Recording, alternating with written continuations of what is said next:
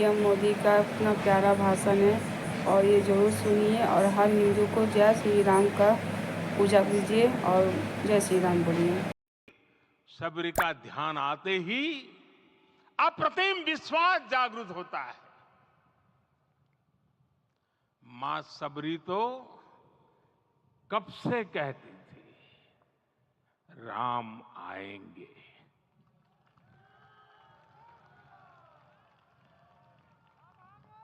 प्रत्येक भारतीय में जन्मा यही विश्वास समर्थ, सक्षम, भव्य भारत का आधार बनेगा।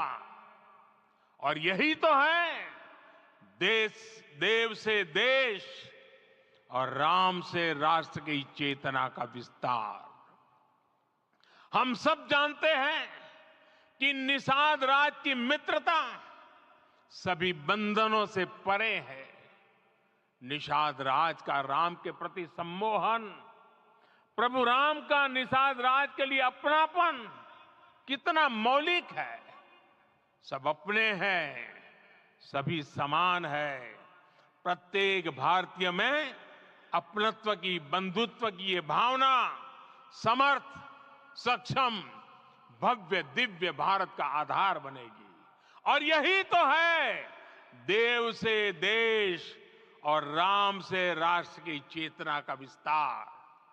साथियों, आज देश में निराशा के लिए रत्ती भर भी स्थान नहीं है। मैं तो बहुत सामान्य हूं, मैं तो बहुत छोटा हूं। अगर कोई ये सोचता है तो उसे गिलहरी के योगदान को याद करना चाहिए। गिलहरी का स्मरण ही हमें हमारी इस हिचक को दूर करेगा, हमें सिखाएगा कि छोटे बड़े हर प्रयास की अपनी ताकत होती है, अपना योगदान होता है। और सबके प्रयास की यही भावना समर्थ, सक्षम, भव्य, दिव्य भारत का आधार बनेगी। और यही तो देव से देश और राम से राष्ट्र का, राष्ट्र की चेतना का विस्तार। साथियों, लंकापति रावण प्रकांड ज्ञानी थे, अपार शक्ति के धनी थे, लेकिन जटायु जी की मूल्य निष्ठा देखिए। वे महाबली रावण से भिड़ गए। उन्हें भी पता था कि वो रावण को परास्त नहीं कर पाएंगे, लेकिन फिर भी उन्होंने रावण को चुनौती दी। कर्तव्य की यही पराकाष्ठा समर्थ, सक्षम, भव्य, दिव्य भारत का आधार है। और यही तो है देव से देश और राम से राष्ट्र की चेतना का विस्तार। आइए हम संकल्प लें कि राष्ट्र निर्माण के लिए हम अपने जीवन का पल पल लगा देंगे।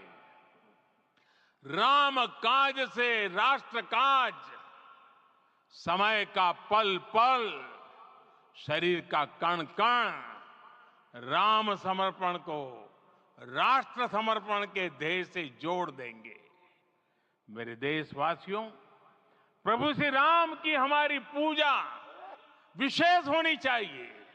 ये पूजा स्व से ऊपर उठ करके समष्टि के लिए होनी चाहिए। ये पूजा अहम से उठकर वयम के लिए होनी चाहिए। प्रभु को जो भोग चढ़ेगा वो विकसित भारत के लिए हमारे परिश्रम की पराकाष्ठा का प्रसाद भी होगा। हमें नित्य पराक्रम, पुरुषार्थ, समर्पण का प्रसाद प्रभु राम को चढ़ाना होगा। इनसे नित्य प्रभु राम की पूजा करनी होगी, तब हम भारत को वैभवशाली और विकसित बना पाएंगे। मेरे प्यारे देशवासियों, ये भारत के विकास का अमृत काल है। आज भारत युवा शक्ति की पूंजी से भरा हुआ है, ऊर्जा से भरा हुआ है। ऐसी सकारात्मक परिस्थितियां फिर न जाने कितने समय बाद बनेगी। हमें अब चूकना नहीं है, हमें अब बैठना नहीं है।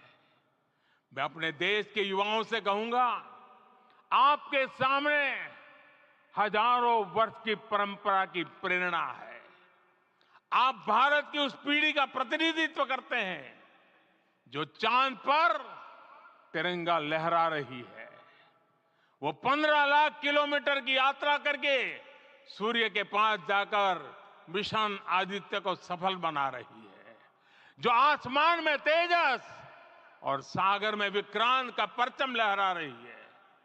अपनी विरासत पर गर्व करते हुए आपको भारत का नव प्रभात लिखना है। परंपरा की पवित्रता और आधुनिकता की अनंतता दोनों ही पथ पर चलते हुए भारत समृद्धि के लक्ष्य तक पहुंचेगा। मेरे साथियों, आने वाला समय अब सफलता का है। आने वाला समय अब सिद्धि का है। ये भव्य राम मंदिर साक्षी बनेगा भारत के उत्कर्ष का, भारत के उदय का। ये भव्य राम मंदिर साक्षी बनेगा भव्य भारत के अभ्युदय का, विकसित भारत का। ये मंदिर सिखाता है कि अगर लक्ष्य सत्य प्रमाणित हो, अगर लक्ष्य सामूहिकता और संगठित शक्ति से जन्मा हो, तब उस लक्ष्य को प्राप्त करना असंभव नहीं है। ये भारत का समय है और